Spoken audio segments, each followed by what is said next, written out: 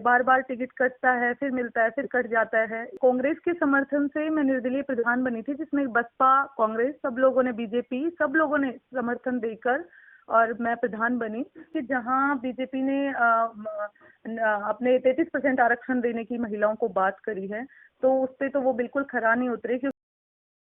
नमस्कार, झलको राजस्थान में आपका स्वागत है। मैं हूं आपके साथ नंदिता और हमारे साथ अभी कॉल पर जुड़ा है खेतड़ी से मनीषा गुर्जर जी, जो कि अभी खेतड़ी का प्रधान है। वहां से पूछा ला कि वे कांग्रेस ज्वाइन कराया भी के पीछे काई वजह है।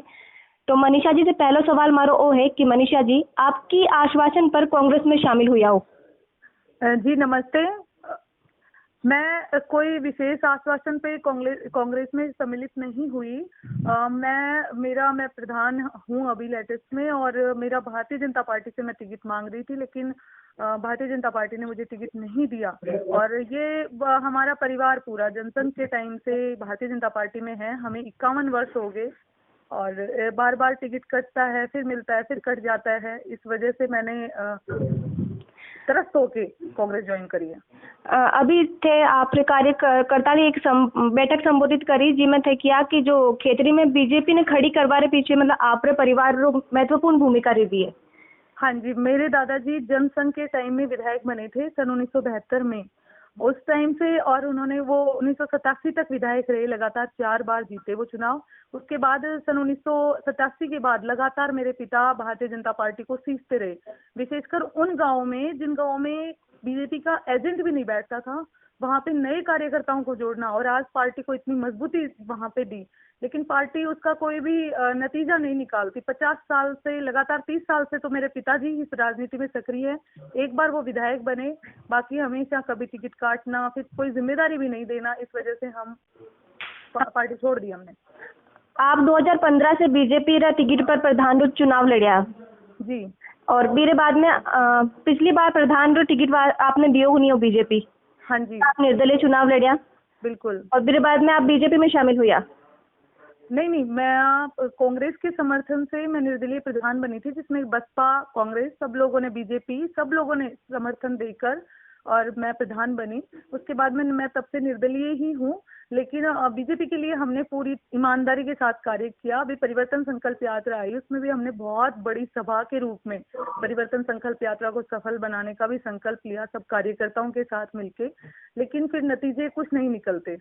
तो अभी भी आपने उम्मीद ही की विधानसभा चुनाव में खेतड़ी से आपने बीजेपी टिकट दी, मतलब बीजेपी बार? बिल्कुल 100% उम्मीद थी। मेरी नहीं, लोगों की, कार्यकर्ताओं की मांग थी। भारतीय जनता पार्टी के हर सर्वे में मैं खरी उतरी थी, लेकिन अब पता नहीं पार्टी के क्या कारण रहे कि उन्होंने मेरा टिकट काट दिया। अभी हाल ही में मतलब मैं धर्मपाल गुर्जर रो भी एक इंटरव्यू करया, बीर ने बताया कि बे कोपर ने लेर मुद्दों उठायो हो। तो आप बताओ कि आप जो कोपर रो मुद्दों हो भी पर आप का ही काम करियो खेतड़ी में?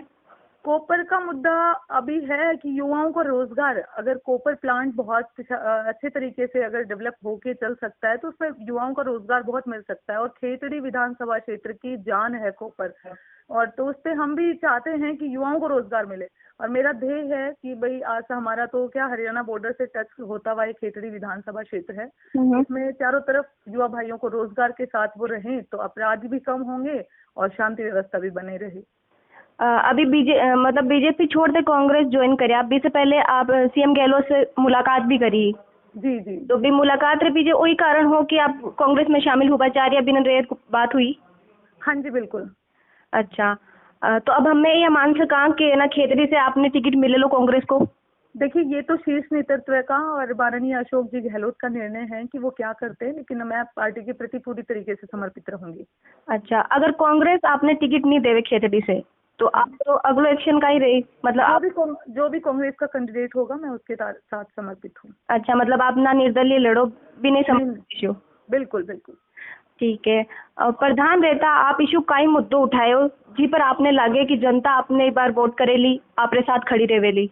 प्रधान रहते मैंने ऐसी कोई गांव और ढाणी नहीं छोड़ी जहां पे पंचायत समिति का पैसा ना पहुंचाओ, और लोगों को एक चीज समझ में आई कि पंचायत समिति का प्रधान भी कोई काम, विकास के कार्य करवा सकता है।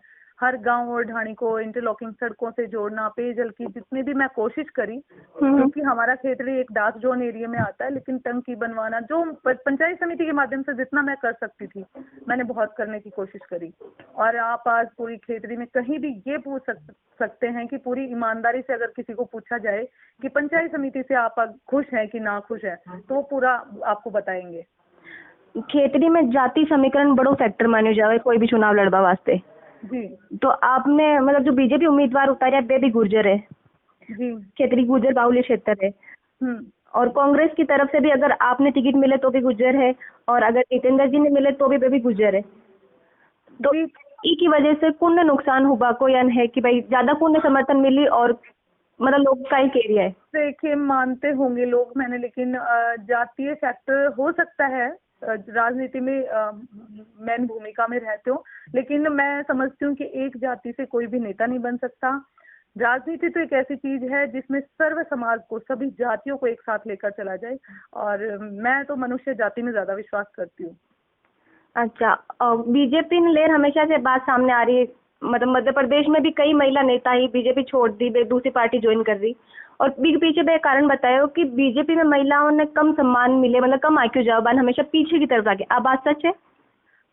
हाँ, ये बात आज के परिप्रेक्ष्य में देखते हैं तो बिल्कुल सत्य ही साबित होने लग रही है, क्योंकि जहाँ बीजेपी ने अपने 33% आरक्षण देने की महिलाओं को बात करी है, तो उस पे तो वो बिल्कुल खरा नहीं उतरे, क्योंकि राजनीति में महिलाओं की सक्रियता वैसे ही बहुत कम है, और जिन क्षेत्रों में महिलाएं बहुत सक्रिय हैं उनका भी बराबर टिकट काटा जा रहा है। तो ये तो बिल्कुल ही महिलाओं को अलग ले जाने की स्थिति में है।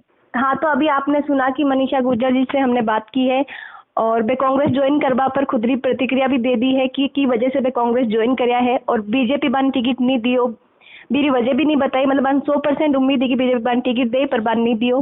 देखता रहो झलको झुंझुनू। धन्यवाद मैडम।